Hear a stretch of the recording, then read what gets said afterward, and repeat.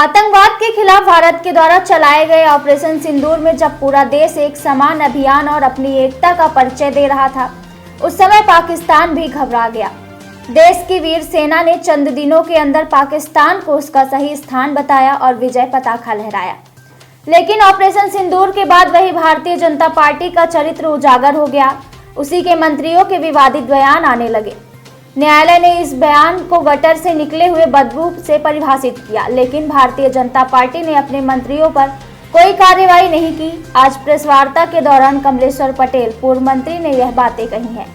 उन्होंने यह भी कहा कि यदि मोदी का 56 इंच का सीना है और सिंदूर की तरह खून खौलता है तो सेना के अपमान पर क्यों ठंडा पड़ गया। से मोदी जी का अभी राजस्थान में रैली किया था और वहां जिस तरह का बयान दिया है वो भी हम समझते हैं कि ये सिर्फ और सिर्फ जुमला ही है। वो जुमला 56 इंच का जो शुरू किया था और पहले भी जब पुलवामा में घटना घटी थी तब भी इसी तरह की जुमलेबाजी की थी, और अभी जो उनका खून सिंदूर, गरम सिंदूर जैसे खोल रहा है, ये तो समझ में नहीं आता कि भैया उनका खून है क्या और कहां से उनका खून बना है जो सिंदूर जैसे खोल रहा है। ये सारी बातें अगर आप, क्योंकि एक प्रमुख स्तंभ है, देश और समाज के आईना है, आपसे बहुत सारी उम्मीदें हैं। आज देश की जो हालात है और जिस तरह के राजनीतिकरण हो रहा है और जिस तरह से हमारे फौज का भी इस्तेमाल करने का राजनीतिकरण के लिए किया जा रहा है, और देश में जो घटनाक्रम घटित हुआ, जिस तरह से हमारे जो देश की आर्मी है उनको अपमानित करने का काम किया, और ये हम कह सकते हैं कि सिर्फ देश की फौज का अपमान नहीं है, देश की 140 करोड़ जनता को सर्वसार करने का काम किया है। जो अब इसका विजय शाह का बयान है, हाई कोर्ट ने, सुप्रीम कोर्ट ने जो टिप्पणी की है, सुप्रीम कोर्ट ने गटर की नाली से तुलना की है, उनके बयान की तुलना गटर की नाली से की है। आप इससे अंदाजा लगा लीजिए, और उसके बाद भी इस्तीफा नहीं हो रहा है। इंदौर में पोस्टर चिपकाए जा रहे गुमशुदगी के विजय शाह, और किसी ने अगर आरएसएस भाजपा के खिलाफ कुछ बोल दिया है तो उनके खिलाफ कार्रवाई हो रही है। ये घोर निंदनीय है, और इसके लिए मेरा तो मांग है देश के प्रधानमंत्री जी से कि देश के प्रधानमंत्री जी, आपको कांग्रेस पार्टी ये बात करती है, स्पष्ट करना चाहती है कि यह लड़ाई किसी एक व्यक्ति या दल से नहीं है, बल्कि देश की गरिमा, सेना के मान और राष्ट्र की प्रतिष्ठा की रक्षा की लड़ाई है।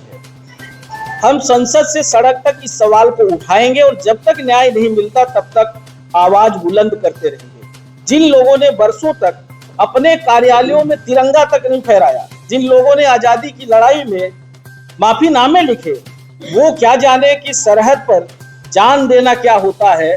ये भाजपा और आरएसएस के लोग हैं जिन्होंने हमारे देश के साथ इस तरह का बर्ताव पहले किया है। अंग्रेजों के साथ मिल गए थे और राष्ट्रीय ध्वज फहराना अभी थोड़े दिन से शुरू किया है। नहीं, आरएसएस का जो मुख्यालय था वहां राष्ट्रीय ध्वज नहीं फहराया जाता था, और हमारे जवान देश की रक्षा के लिए गोली खाते हैं और फिर भाजपा के नेताओं की गालियां भी खा रहे हैं।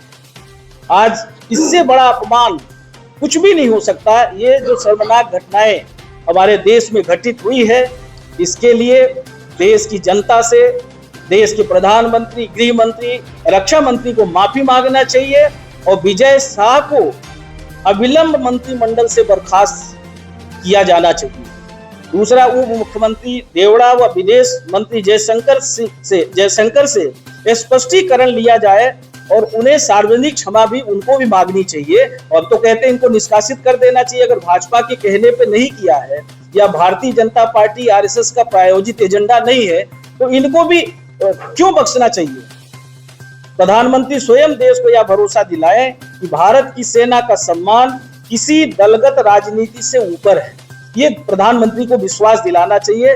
आज इस तरह का वातावरण बन गया है कि लोग ऐसा महसूस कर रहे हैं कि देश की जो सेना है उसको भी भारतीय जनता पार्टी अपने दलगत राजनीति के जैसे उपयोग कर रही है।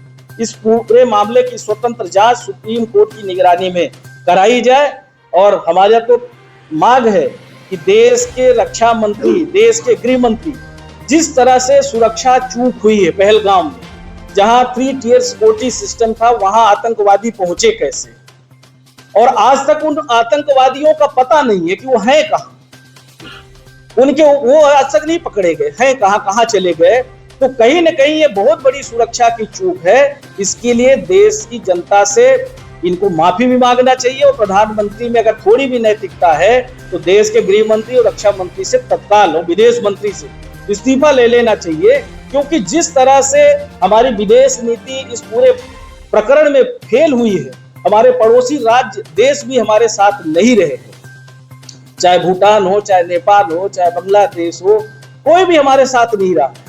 और इसके लिए यहाँ तक कि रूस हमेशा देश के हमारे साथ रहता था, रूस भी इस बार हमारे साथ नहीं रहा, कोई भी देश हमारे साथ खड़ा नहीं रहा। ये हमारी जो विदेश नीति है वो भी असफल रही, जो हमारी सुरक्षा है वो भी पूरी तरह से असफल रही। तो इसके लिए किसी न किसी को जिम्मेदारी लेना चाहिए। इतने सारे लोगों की जानें चली गई और आज भी इस पे राजनीति हो रही है बहुत सारी। ये विजय शाह जी ने बोला है या उससे बुलवाया गया है, क्योंकि कोई भी जवाब देने को तैयार नहीं है। देखिए, अगर विजय शाह से इस्तीफा नहीं लिया जाता, विजय शाह को बर्खास्त नहीं किया जा सकता, विजय शाह को अगर जेल में डालने का काम नहीं करते हैं, अगर जगदीश देवड़ा जी के खिलाफ कार्रवाई नहीं होती है, जयशंकर के खिलाफ कार्रवाई नहीं होती है, अगर देश के रक्षा मंत्री, देश के गृह मंत्री इस्तीफा नहीं देते हैं, तो कहीं न कहीं सुनियोजित साजिश के तहत सारे घटनाक्रम घटित किए गए हैं। और ये कहीं न कहीं जो अभी बिहार में चुनाव है, क्योंकि ये पहले भी चुनाव से पहले जो पुलवामा की घटना घटित हुई थी, उस समय भी इसी तरह का खेल हुआ था। ये कहीं न कहीं राजनीति से प्रेरित। जिस तरह से एक तरफ यहाँ 26 लोगों की जान चली जाती है, पहलगाम घटना घटित होती है, सर्वदलीय बैठक में नहीं आते हैं, वहां जाके रैली को संबोधित करते हैं, वहां जाके दहाड़ते हैं कि हम नस्तानाबूद कर देंगे। और किया क्या?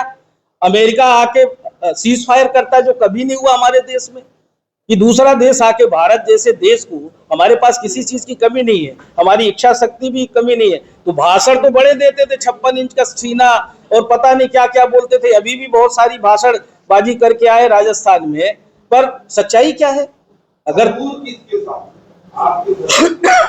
जरूर अभी तो कांग्रेस पार्टी में, देखिए ऐसा है, उनके पास योग्य लोग नहीं है, वो सत्ता में तो आ गए हैं, और अगर उनकी विदेश नीति फेल हुई है, जबकि देश में पहली बार कोई ऐसा प्रधानमंत्री हुआ होगा, जो कोई भी ऐसा देश नहीं बचा जहां देश का प्रधानमंत्री नहीं गया।